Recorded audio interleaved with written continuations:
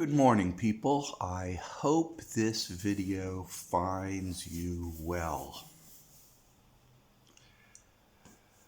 Today, I want to talk a little bit about the changes we're going through and why I like to say that we are in the middle of World War III.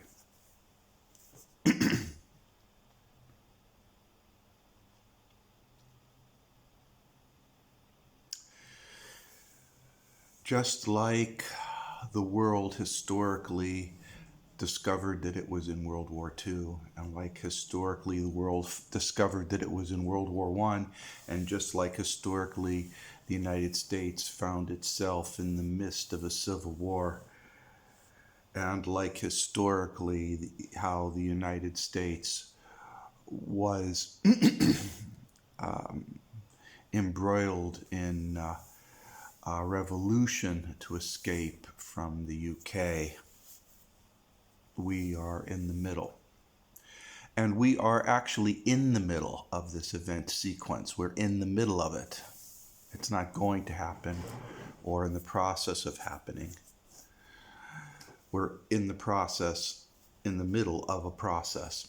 And what's going on here in the big picture is there is a fracturing of the world unity into two halves, an east and a west. And the west is the old order, the old unipolar order led by the United States. It is a singular nation with proxy nations. Every single one in the Western order is under the control of the oligarchy that leads the United States. And make no mistake about that. That includes Japan, Australia, Germany, Poland. All of them are under the direct control of those who push the buttons in Washington, D.C. And they are very egotistical, think they're in control of everything, and think that they have everything in hand. They are very sure-ass confident of themselves and of their abilities.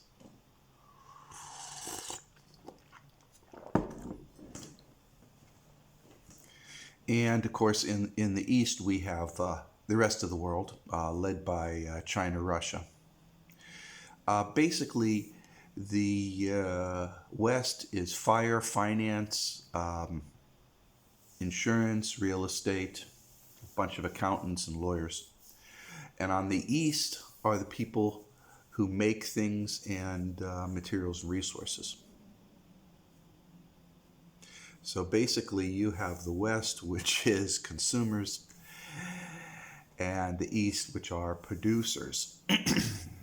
If you look at this simplified description I just gave, it should be obvious to you that consumers, being a consumer and then looting the rest of the world, may look good on paper and may be enjoyable if you're at the top of the heap, but good golly, it's not sustainable. While the producers can produce to ad infinitum, to infinity, just tack on more areas to produce from. And that's what's going on.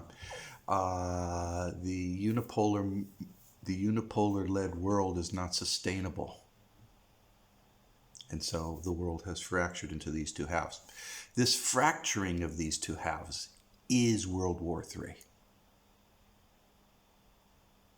I know you want to hear about nuclear war, biological war, and all that stuff. That's in process, so don't worry about it too much. That's in process.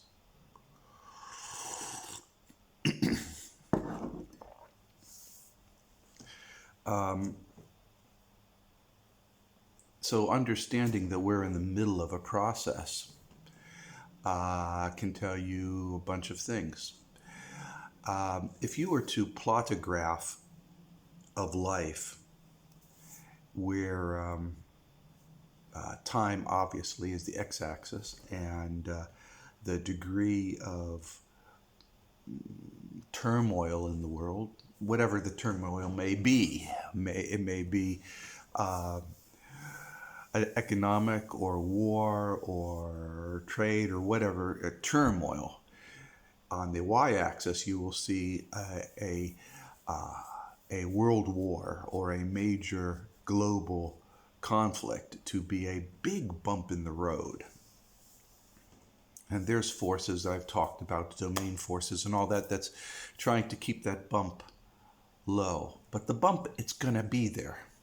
You cannot have change without discomfort. Discomfort and change are hand in hand. The greater the discomfort, the bigger the change. And I argue that there has to be some big changes coming. That's my argument, that there has to be big changes. They are needed. And therefore, since there's a need for change, and they're going to be big changes, then there will be big discomfort. It's not going to be uniform. What America experiences is not going to be necessarily experienced in the rest of the world. What certain geographic areas experience is not going to be experienced in the rest of the world. So, like the Ukraine right now, there's tremendous fighting and things going on in the Donbass and Mariupol. But, Kiev, there's hardly anything going on. There's nothing going on in Paris, okay? New York City is still New York City. Singapore is still Singapore.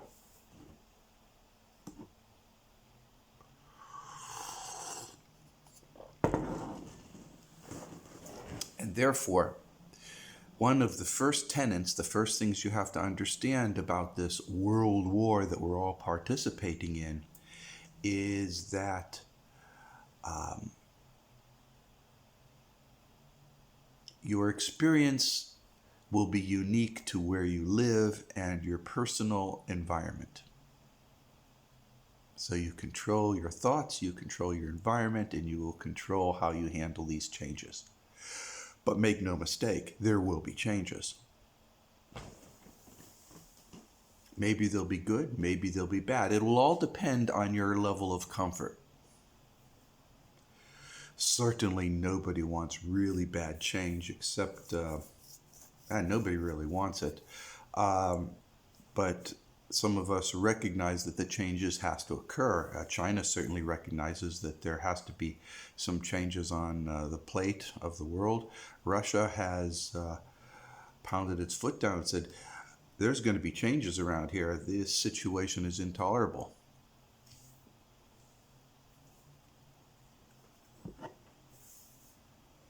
Right? You know I'm right. So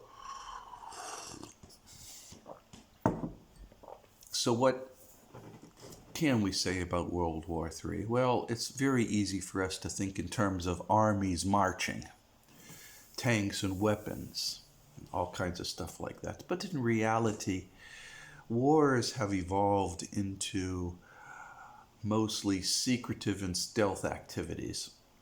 And there's been a lot of them.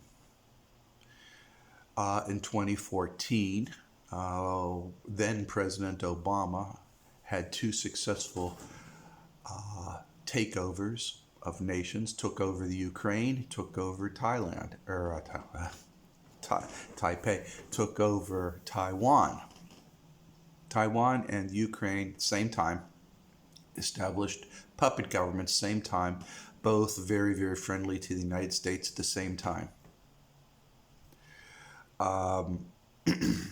And while Ukraine and Taiwan are completely different, in fact, I would argue that Taiwan is far more vulnerable than the Ukraine is to its largest neighbor.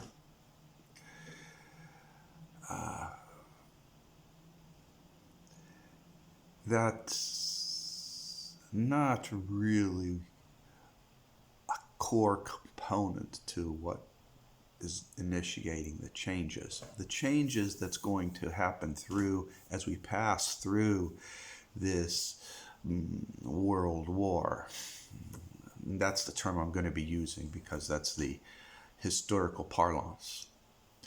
As we pass through this world war,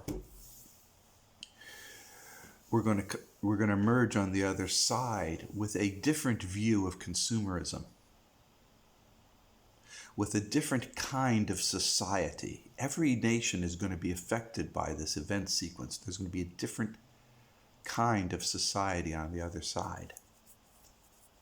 There's going to be a purging of bad habits throughout the globe and a replacement with better habits, better societal norms. There will be governments that will either readjust to a new norm or crumble as dust and go away to the old. And the facilitation of that change may or may not involve warfare. It all depends on how tenacious the ruling oligarchies are. So let's put away all this nonsense that people vote and they enact change in their governments. How many times have you voted in the last couple of decades, and how many times did you see actual change in your neighborhoods?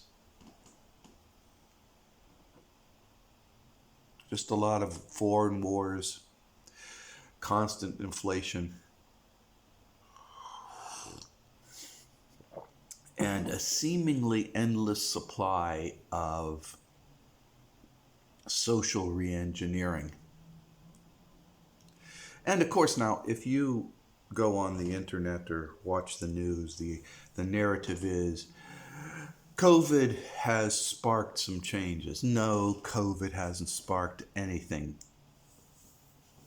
It's always the reaction to the changes that evoke changes.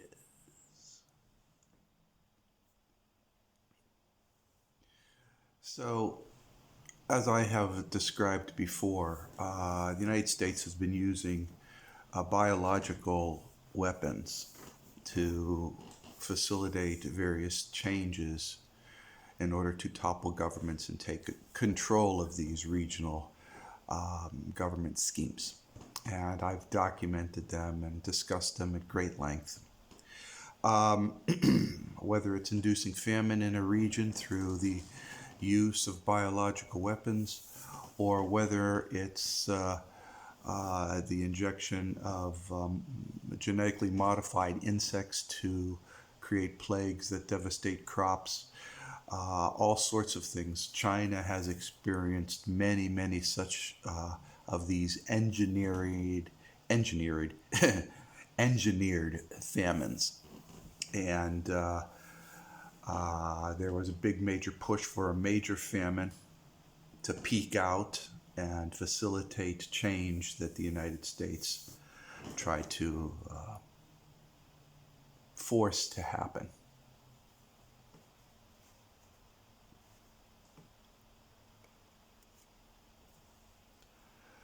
Well, obviously the change didn't occur, and eventually, and the United States was following their script, right? So they left a inoculation strain to give to all their friends in the United States and the West, and then gave a very lethal strain to Iran and China, and they also had other ones out of spite of the tick virus and the human swine virus, July and then in August of 2020, both of them. All of those things failed, and after Donald Trump left office, all those events seemingly ended. But Biden, of course, still uses these events as a big stick. For instance, let's never forget that when Russia hit the Ukraine and invaded it to secure the Donbass, that Biden and Blinken, on both occasions with great fanfare, warned Xi Jinping, you will sanction Russia or there will be serious consequences. Remember, go back through your internet files. Look on Google. That's exactly what they said. There would be serious consequences. All right, so I'm going to ask you, what serious consequences occurred since then? It's been over a month, maybe 2 months. What serious consequences occurred in China? What consequences occurred in China? There would be serious consequences. What? Yeah, there's one thing that occurred. COVID outbreaks up and down Chinese cities. That's what occurred. And all this howling about Shanghai and all this stuff. China's handling it well because China has been in a state of DEFCON, a state at high military readiness. China has been in a state of maximum military readiness ever since Chinese New Year 2019 with the coronavirus outbreak in Wuhan. Wuhan, which is not being discussed at all, is the major Chinese transportation hub located in the exact geographical center of the populated area in China. And it happened on the highest day of peak travel. The confluence of these two coincidences cannot be ignored, no matter how you may wish to believe that America would never do that. America does whatever it wants. You just don't want to believe it. So anyways, that's not the start. That is not the start of World War III. So get that out of your head. That is just an event sequence that is part and parcel of a series of events. World War III is not being broadcast. It's a stealth war. Oh, sure, there's stuff you're watching about in Ukraine. Russia is using military technical measures to secure that flank from a virally anti-Russian group of Nazis that were cultivated by CIA assets. If you read the formal declarations by China and Russia, they are always talking about biological warfare. That is the medium of change during this World War III. Biological warfare. And if you monitor the mainstream media and most of the Western alternative media, it's all full of disinformation about COVID hoaxes and vax and this and that and this and that. I do not deny that there is something strange about this insistence on using mRNA technology that is not apparently mature and tested over long lengths of time. But we don't know if that's actually true, do we? Who's to say that these weren't in long duration testing for decades? We don't really know. But by all accounts, they weren't. In any event, China believes it is untried technology. They believe in the dead host vaccine. You get a vaccine, you kill it, you make sure it's dead. Are you dead? Are you dead? And then if it's dead, you inject it in the body and your antibodies go, look at this strange new virus. They think it's alive. And they attack it and they build up an army to fight this virus. It's a dead host vaccine. Worked on polio, worked on smallpox, works on everything. That's what China's using. It's what Russia's using. And it's very effective. So let's kind of cut away from all this bullshit. You know, it's really hard when your news is just nonstop bullshit. And look at some of the things. Now I want to talk a little bit about cutting through bullshit. don't get too caught up on this vax stuff and hoax stuff and don't wear a mask stuff and all that other stuff. Stuff. You want to control viruses? You'll wear a mask. Is it 100%? No, but nothing really is. Okay? If you're in a government and you're in a government, if you're in a nation and the nation says, you need to have inoculation or stay inside, then, and if you decide not to do so, well, it's your choice. But you're part of a community, right? And hopefully your community leaders are smart enough to know what's good for the community, right? I mean, if it isn't, then you've got a serious problem with your government. Not so much with the science or technology that they're using. So don't get sidetracked. Don't get sidetracked on all this. You have to either accept that the government is doing what they believe is the best and in your best interests, or you don't. And if you don't accept that, then you have to change that government. And I argue that this coronavirus situation is one such strain of events that's creating change. Not in the way that obviously the oligarchs want it to. They want to suppress China and America gets strong in manufacturing and all that stuff. We have a saying, you can't teach an old dog new tricks. That's an American idiom. It basically means once a dog gets old, it doesn't want to learn anything new. And that's the American United States oligarchy. The rulers of the West, they have a system that has worked for them for decades, and they don't want to change, and they don't want to see any change.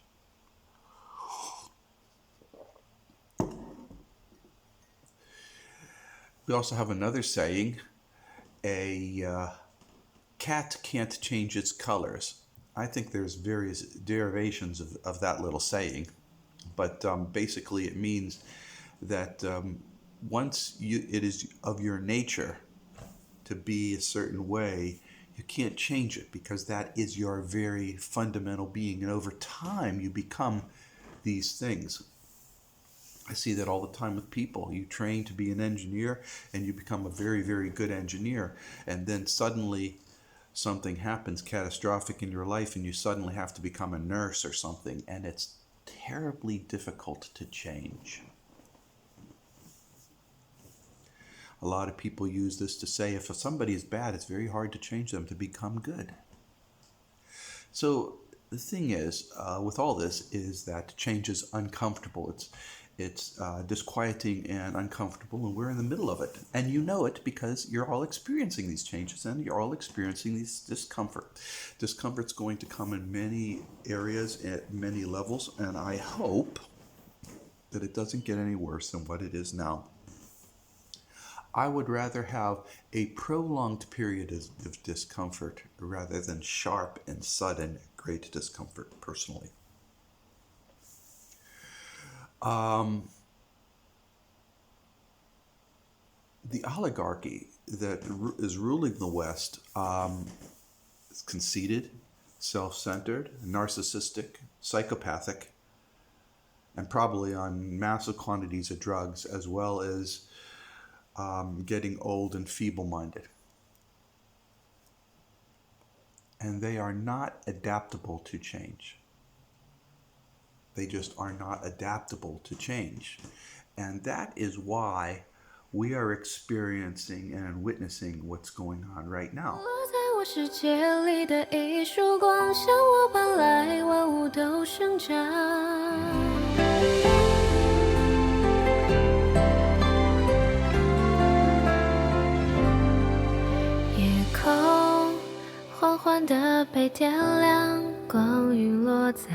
你手上，晚风吹开故事篇章，为你偷偷的酝酿，感受你的热泪滚烫，拥有巨大的力量。言语像是长出翅膀，在我的耳边游荡。对于你的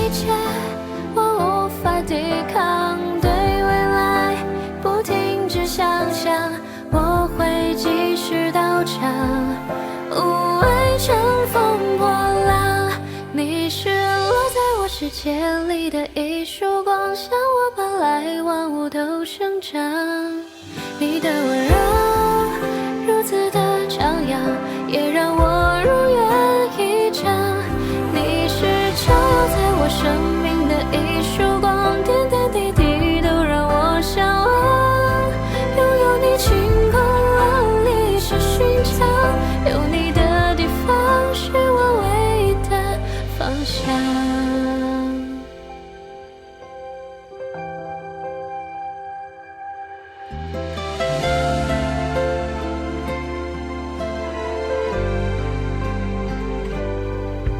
对于你的一切，我无法抵抗，对未来不停止想象，我会及时到场，无畏乘风破浪。你是落在我世界里的一束光，向我奔来，万物都生长。你的温柔如此的张扬，也让我如愿以偿。你是照耀在我生命的一束光，点点滴滴都让我向往。拥有你晴空万里是寻常，有你的地方是我唯一的方向。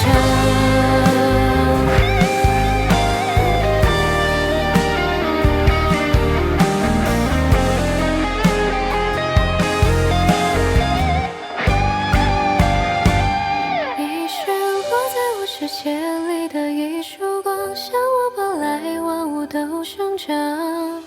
你的温柔如此的张扬，也让我如愿以偿。你是照耀在我生命的一束光，点点滴滴都让我向往。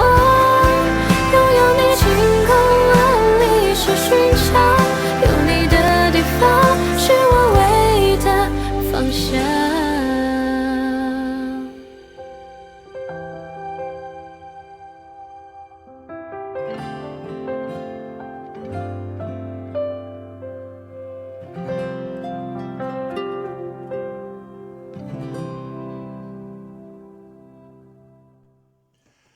So, people, if you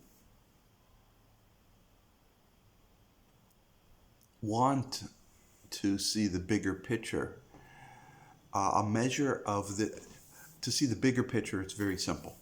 The world's going through change. I'm repeating myself, but I really want to repeat myself. The world's going through change. Change is good, but it's uncomfortable, and you're in the middle of it. And a measure of the severity of the change is your level of discomfort. And I could go into various details how China does tit for tat. The United States did try to create a famine in the United States, or in China. The United States tried to create a famine in China. So therefore, it's logical, because of China's propensity for tit for tat displays, that and that's the Oriental thinking for you, the yin and the yang, the yin and the yang. Just like they did on the VTOL carrier shoot-ups, right? America shoots up the brand new Type 75 VTOL carrier, and the United States VTOL Bahama Row, I forget the name of it. I'm sure if I type it up, I can find it, but it burns up in San Diego. Was it San Diego? Maybe it was in Philadelphia. Don't remember the details. Details don't matter at this point in time. Point is tit for tat.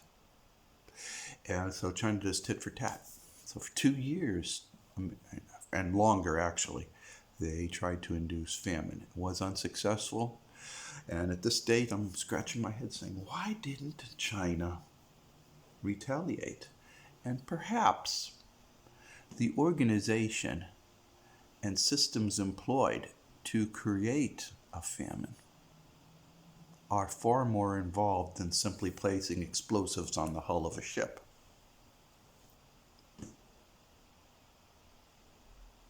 Or setting a fire in a back room or something like that.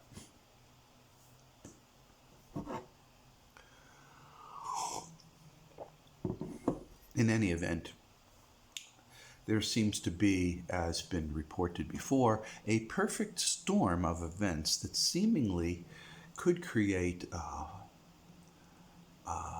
food shortages in the United States. The United States is a big country. And because it's a big country, it's very, very difficult to create regional famine. Or maybe it's going to be whole-scale famine. I don't really know. But it will be a stressor. The degree of this food shortage, whether it's a large degree or a small degree, will be a stressor to the fabric of society. My guess is that it will be a above average stressor, not a complete stressor, not like Lithuania in the 30s. Okay?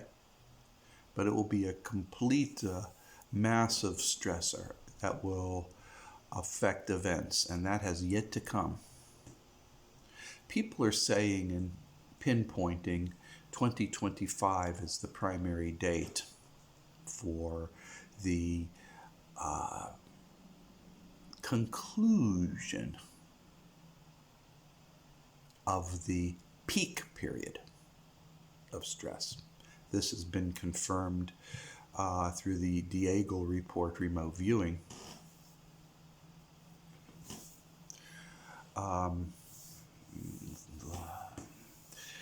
The templates might seemingly be fixed, and herd mentality is certainly galloping towards certain results, but you can't say that that's going to be ultimately the result. You can't say that.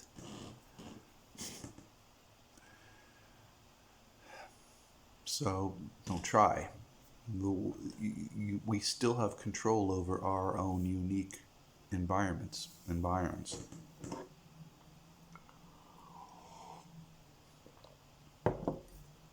Recognize that and use that.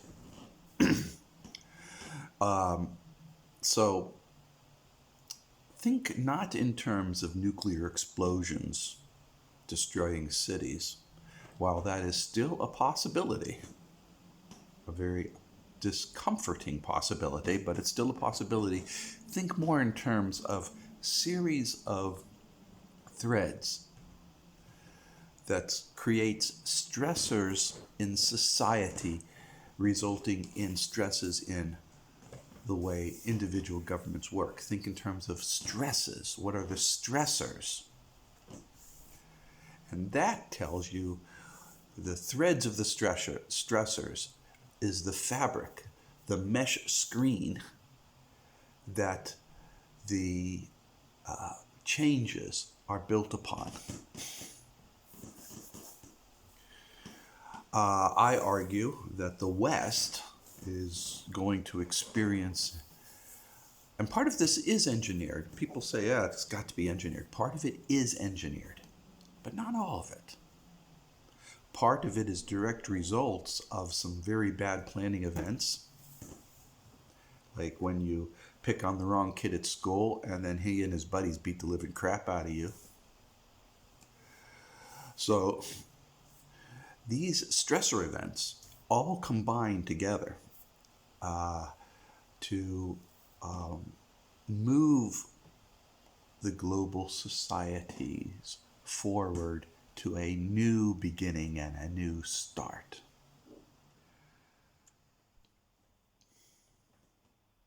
Let's enumerate some of the stressors, shall we? I'm going to rely a lot on what's going on in the United States because it's big and it's also leading or representative of the West unipolar bloc.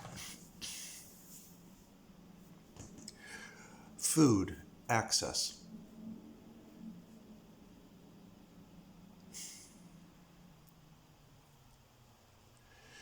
That can be further subdivided into transportation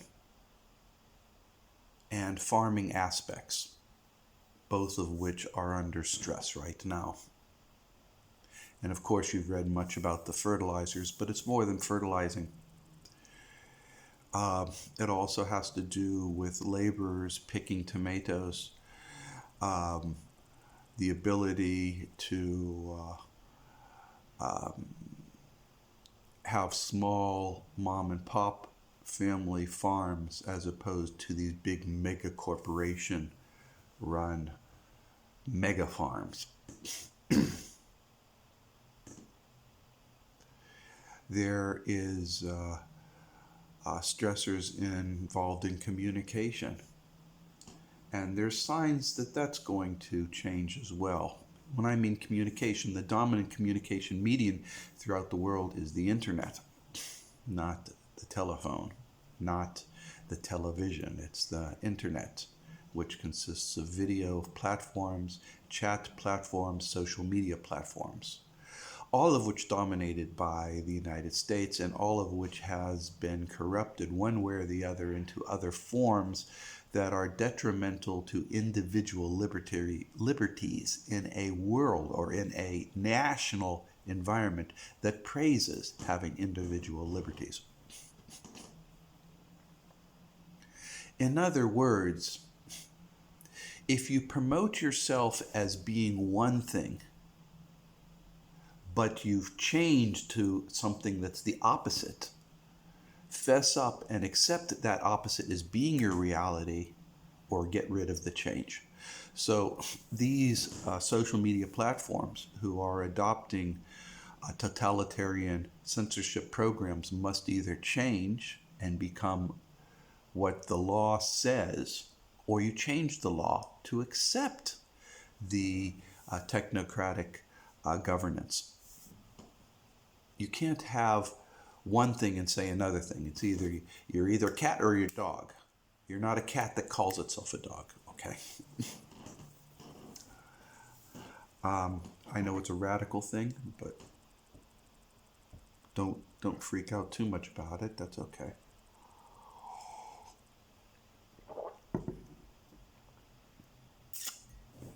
Now, another stressor is, of course, the system of governments, and that's what's really need to be changed. And I will tell you that the neocons have been salvating,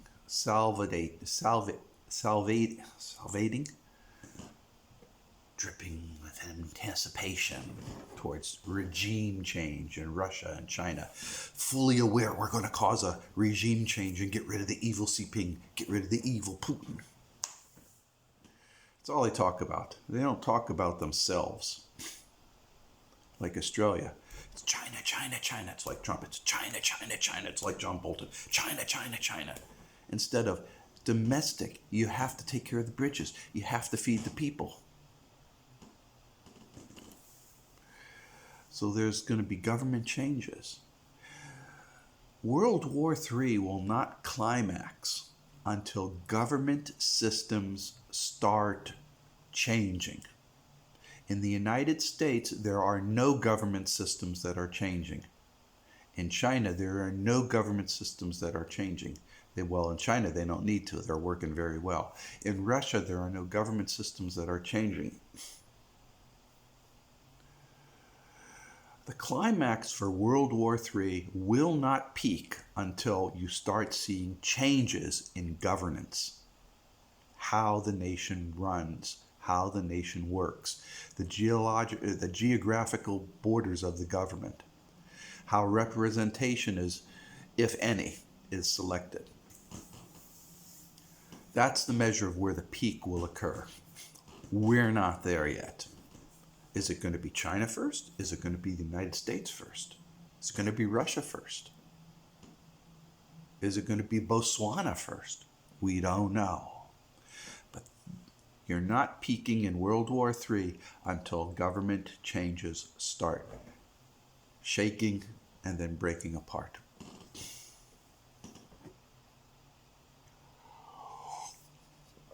Government change will occur due to the stressors, whether it's economic, food, whatever it is.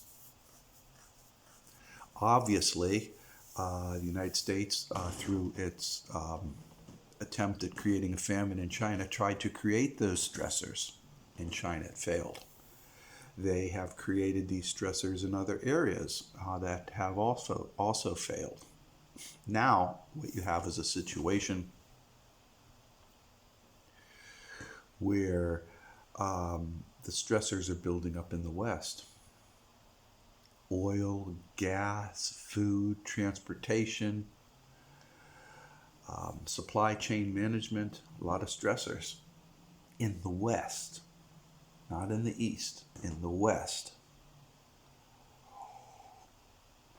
My guess is these buildup of stressors is going to cause governmental change in the West, not in the East, primarily because the West is not suitable any longer for rapid and adaptive change, only suitable for taking out a rule book of rules that worked before and constantly play those things over and over again. Well, it worked here in 1930, I'll do it again.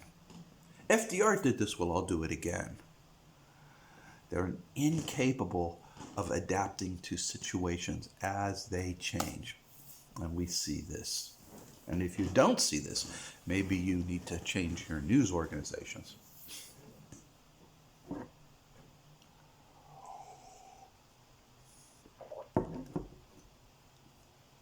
So,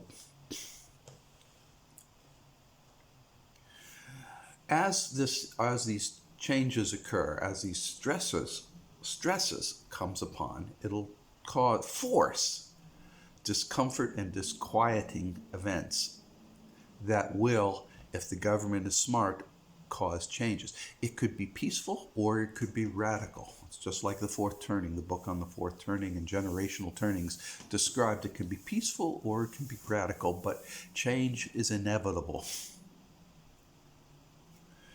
Those of you who have been divorced before can trace back when there are first elements of disquiet. And perhaps they lasted a long time festering, but eventually you can't change what's going to happen. There comes a point in time where you say, okay, I got to ride through this change and make the changes that are so necessary in my life right now. Sorry about that, guys. So, that's what I think is going to happen. And I'm talking about the United States, but it could be anywhere else. It could be France. It could be Finland. It could be China or Russia. It could be any nation. It could be Australia. And how these things result when you have stressors causing event sequences and discomfort causing change may result in fracturing of a nation into smaller community nations. That is certainly something I'm hoping for in the United States, where the states each regain their state rights, the 10th Amendment rights, and the federal government loses its power. That would be the best thing for everybody. The rich group of oligarchs lose their power, and the individual states maintain their power, and it's a peaceful separation, a peaceful, amicable divorce, where the powers of the United States are declawed and given back to the states. And nobody's harmed. It's just a bunch of new laws are written and new systems are put in place. That's the best situation, and that's what I'm hoping for. I don't want destruction, death, and mayhem to anybody. I don't care if they're deserving it or not. I don't think anybody should go through it. I don't want anybody to go through this stuff. So there's those of you who are thinking World War III is nuclear weapons, or World War III is biological weapons, WMD, or World War III is chemical weapons. Guys, people, World War III is change. And there's no question at all that there is discomforting and disquieting events going on. And you can blame it on 5G if you want, or, well, actually, if you're in China, it's 6G. And, or you can blame it on vaccinations, mRNA, or whatever. Just pick your topic and just blame it on there. But that's a side issue. That's not what's important. The important is the change and the discomfort that goes through the change. That's what's important. The change and the discomfort that goes with the change. And that's World War III. I'm repeating myself. I think I said it 15 times here. So, what other changes? Well, the big ones, obviously, is food access, energy access, information access. That has to change. Okay. And society. There has to be a change in societies. American society and much of the Western societies have become dysfunctional. I complain about this, but there's something that's really refreshing about China when you see everybody's outside of their houses interacting with each other.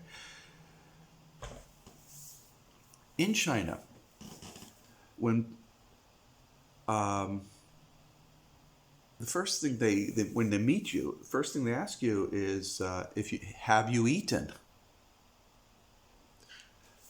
And that has become one of a traditional sayings, just like we say in America, we say Gesundheit if you sneeze. And that is simply because it is something that over time has evolved to a point in time where we say something that at one time held meaning but no longer holds meaning because the situations have evolved and changed to something differently. So in the United States, we used to say, hey, achoo, and somebody says, well, Gesundheit, which means God bless you. And we just say it automatically without thinking. And in China, they say, they ask you if you have eaten.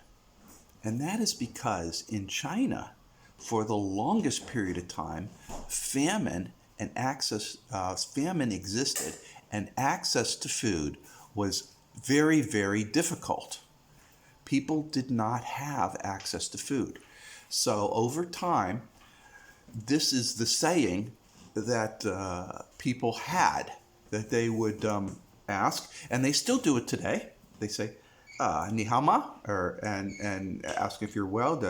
And they say, they ask you if you have eaten, and you say, "Oh, I'm fine. Don't worry about that. I'm fine." But if you haven't, they give you food, and they will. If you say, "I'm hungry," they'll buy you food, because China remembers what a famine's like. China remembers what famine's like. And we have to keep that in mind, that it's hard to induce famine in China because it's still fresh in the memories of the Chinese people. They remember what it is like to experience famine. However, conversely, that's not the case in the West. I will argue that very few Americans have felt starvation. Very few Americans know what it's like to go without eating aside from being on a diet. Very few people, a substantive number of people, do not and cannot be aware of what this is like because they are unaware of it.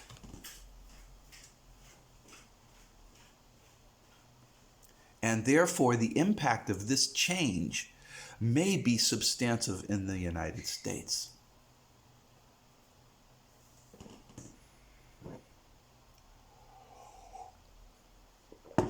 Likewise, but there are synergies going on.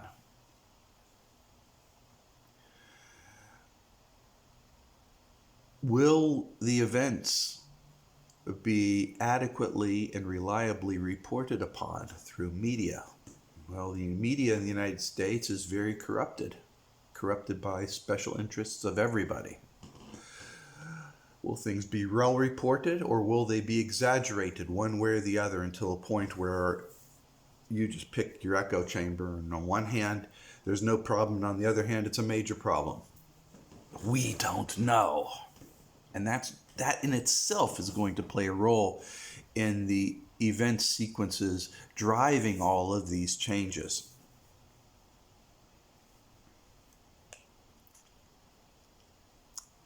I'm seeing elements of a hostility towards corporate governance regarding how American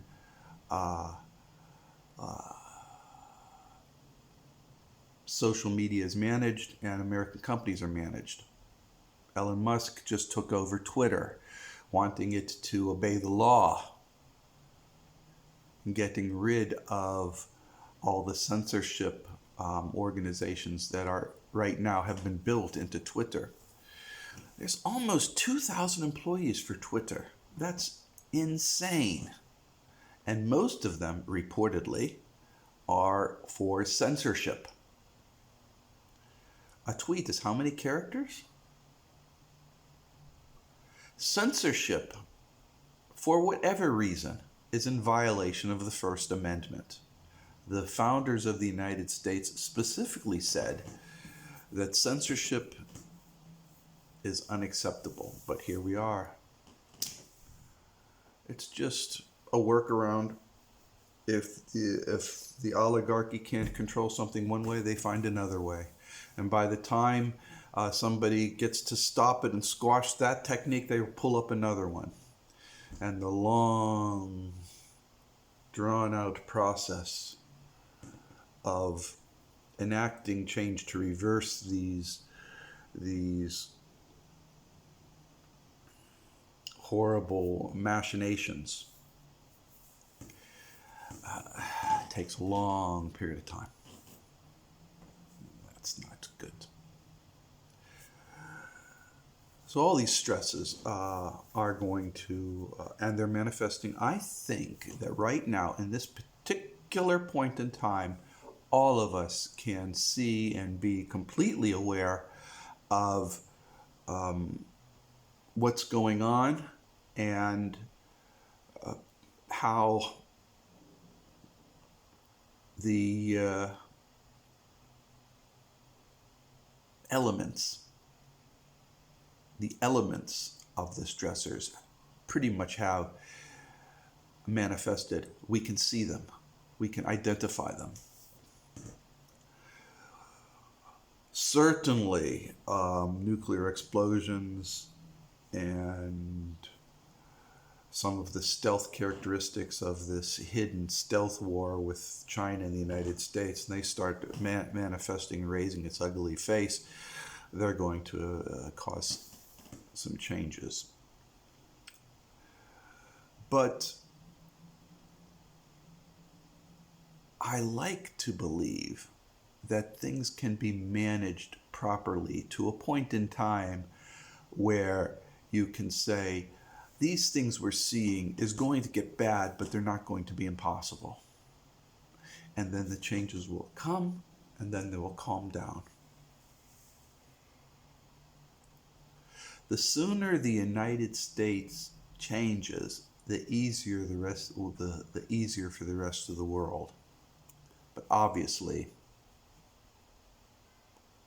the oligarchy that controls the United States doesn't want any change at all.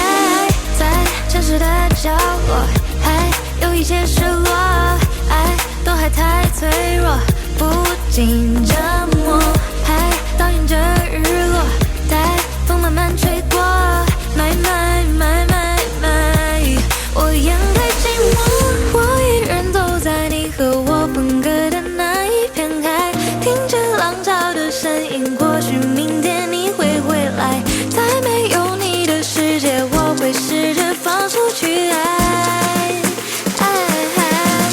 我独自看海。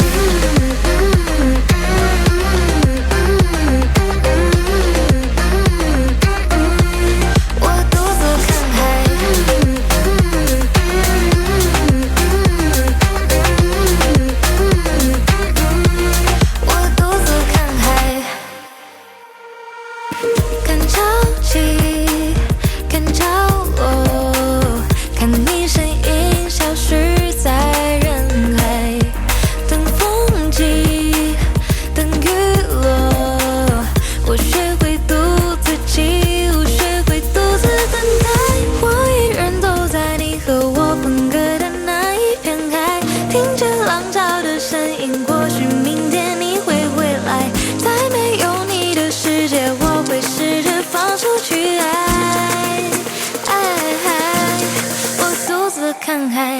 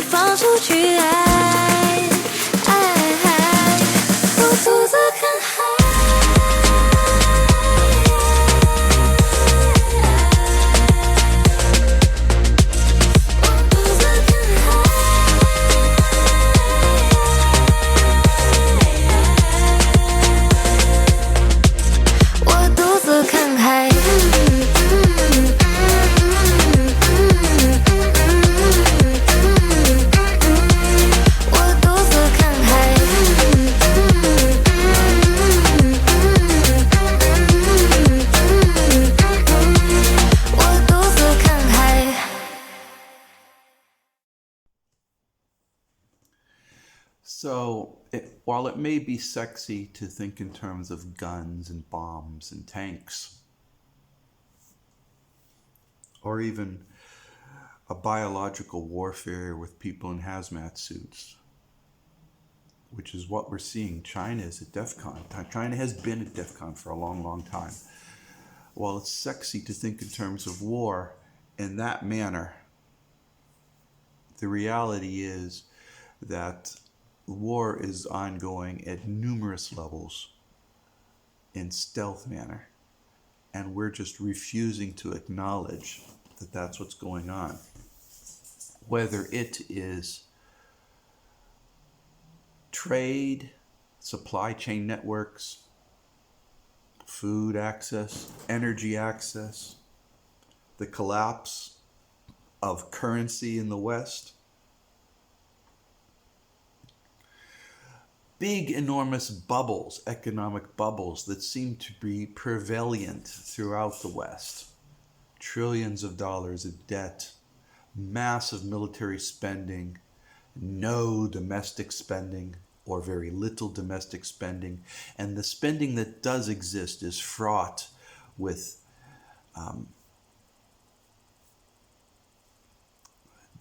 deception, corruption,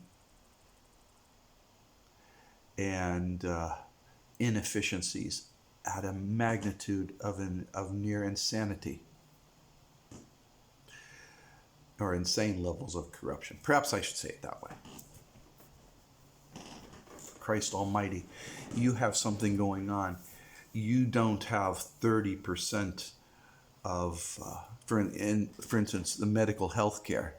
30% of all the costs for resources is for administrative overhead. That's insane. 30%? The rest of the world, it's 1 to 2%. Inefficiencies, bloated bureaucracy. These things cannot survive to the other side. It cannot survive through this period of change. It cannot possibly survive.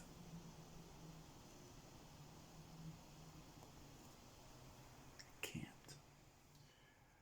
No, these systems cannot survive.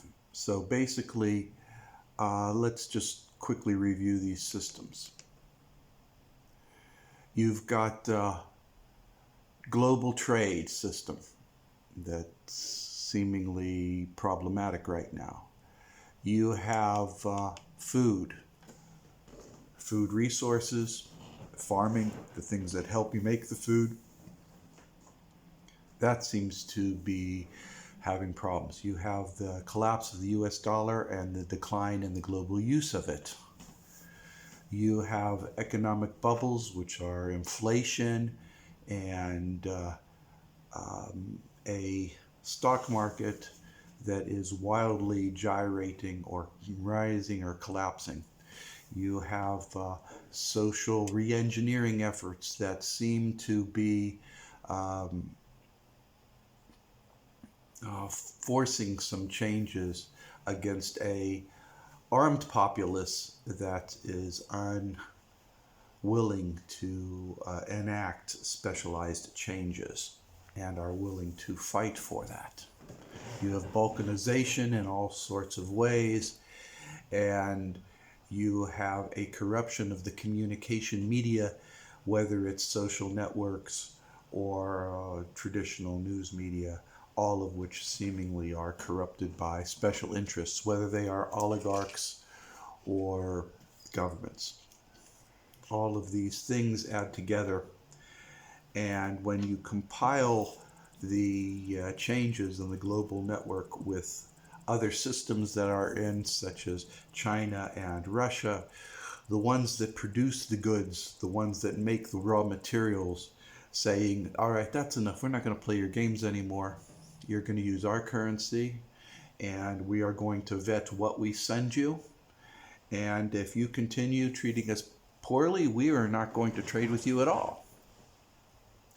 Leading to another series of problems that seem to be manifesting.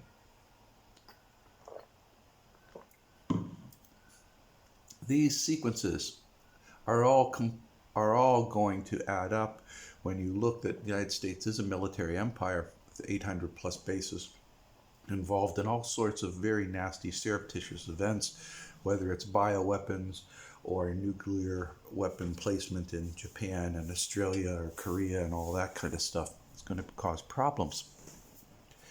Hopefully we're going to have and see and secure calmer and better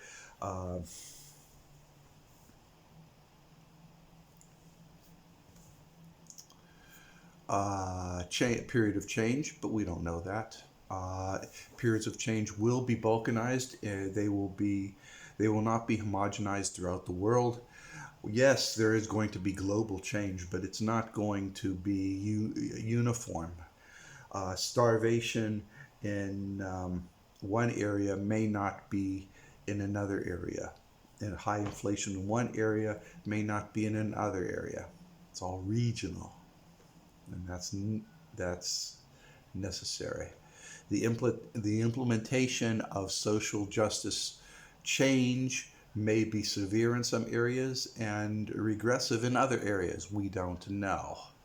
But in any event, all these periods of these events, these event bubbles, these real estate bubbles, all these bubbles, and all this is all heading towards climaxes. Whether these are engineered intentionally or not is up to speculation, and I can't tell you. My personal opinion is that systems were set in place years ago, perhaps even decades ago, and the leadership and the oligarchy are corrupt, obese, lying, sociopaths, personalities that are narcissistic and that are on drugs and are feeble-minded due to dementia, and they are completely out of control right now. They are going to die.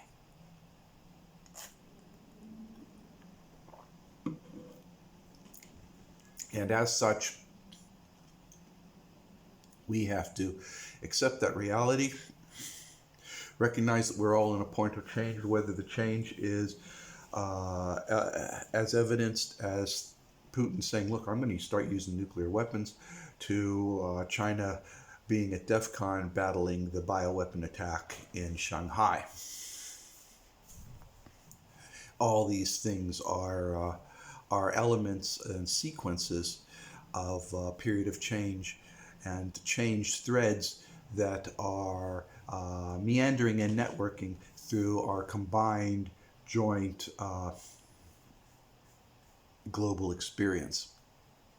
I like to believe that that soon we will be going through this. So let's look at what we're talking about. My personal opinion is we're about 70% through, leading up to the big massive change. It'd be easy to say, okay, that's a nuclear detonation. We're here at this point, but in reality, we're past that point. Shanghai is dealing with a biological war right now. That's a WMD. Why does it have to be a bright flash as a nuclear weapon? Why can't it be something you can't see and it's not being reported? So so we're peaking out right now. We're peaking out right now. I would say that it could very well get worse, or we could plateau right now and be on the slow grind down. But in all events, every single change period, when you change in global realignments and when you change in turnings, generational turnings, always results in a change in society and a change in governance that has not yet occurred. The United States government has not changed, and its social structures has not changed. There's elements that they're going to change, but it hasn't changed yet. There has been no change in China. There's been no change in Russia. There's no nation at all that's changing it in its systems. Now, my argument is we're going to start to the meltdown of society is very evident in the West. So obviously, that is the governments that need to change because they are not being supportive of their civilian population, and that needs to change. So therefore, that is the area that needs to change, and I'm not seeing any change yet. So it isn't until that change occurs, whether it's forced by a war or domestically induced through the individual people, I cannot tell you, but that has to occur before we cross the hump in this change.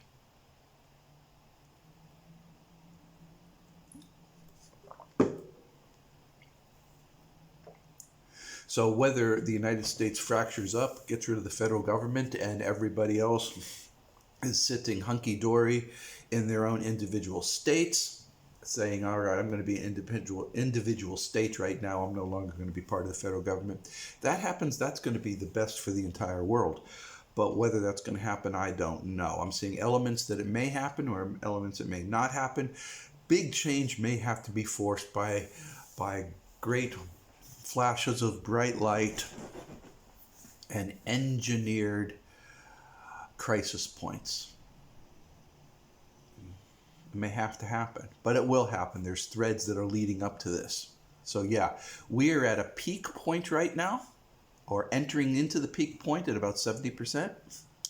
And soon, 2023 is next year, and then the year afterwards is going to be peaking out one way or the other with a spectacular event sequence in 2024 through 2025, and then a nice cool down period of adaptation. When I mean this peak, I'm not specifically talking about nuclear war, because there are elements of war throughout the globe right now, much of it instigated by the United States. I'm not talking about that. I'm talking about government operation, national boundaries, global geopolitical alignments. And that's what I'm talking about. So, yeah, we are in World War III. We are in it right now. The characteristics of it is discomfort. The greater the discomfort, the bigger the change. And that's the point of this whole matter. We're going to enter from one point of one state, and we're going to go through a change, which is going to be discomforting, and then go to another state. And that's the system that we're experiencing. Whether or not it's going to be spectacular, whether or not it's going to be well reported, whether or not it's going to affect you regionally is going to depend on a host of factors that I cannot elaborate upon right now because they're too numerous and varies from person to person. What I can tell you, however, is that it doesn't matter to you what's going on way over there. What does matter in your life is what's going on in your life. And that means a control of your area, control of your reality. Think good thoughts, do prayer affirmations, understand your fate forecasting.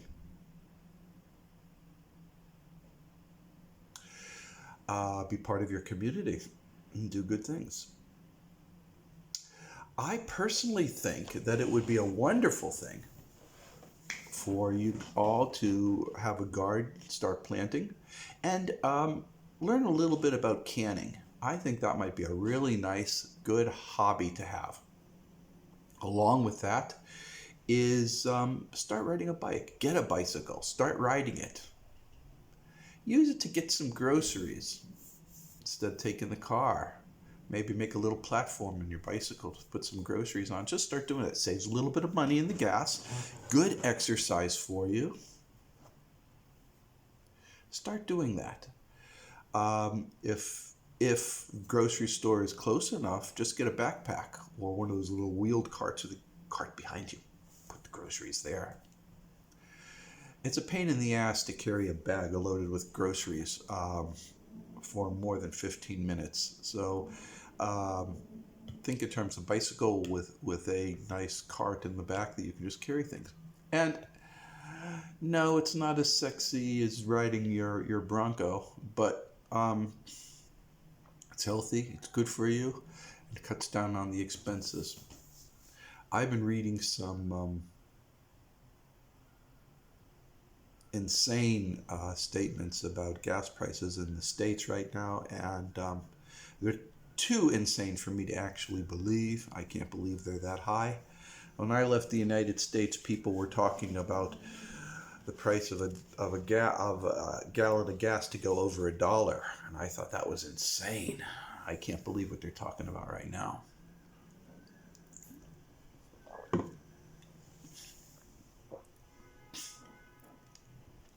Going through the period of change is what World War III is all about. It's on a personal level. Let's hope it's not going to be full of big bads, but there are big bads going on. Mere fact that Shanghai right now is fighting a bioweapon attack as threatened by Bid and Blinken when they said, you will sanction Russia or there will be consequences. And then China says, no, we're not going to sanction Russia. And then 2 days later, outbreaks throughout China.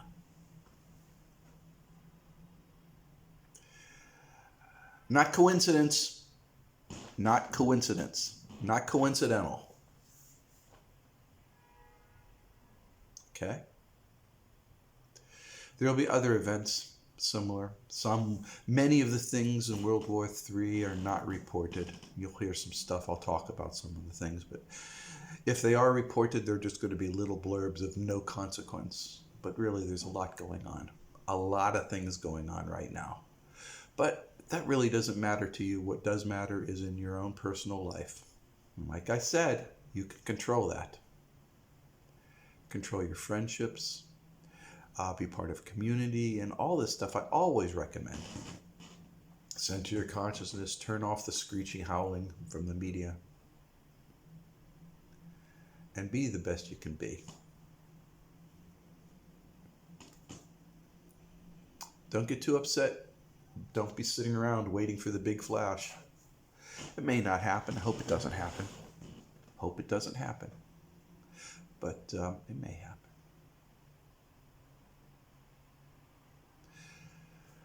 And at that, guys, you know what's next, right? You know what's next. Be part of a community. Do your best.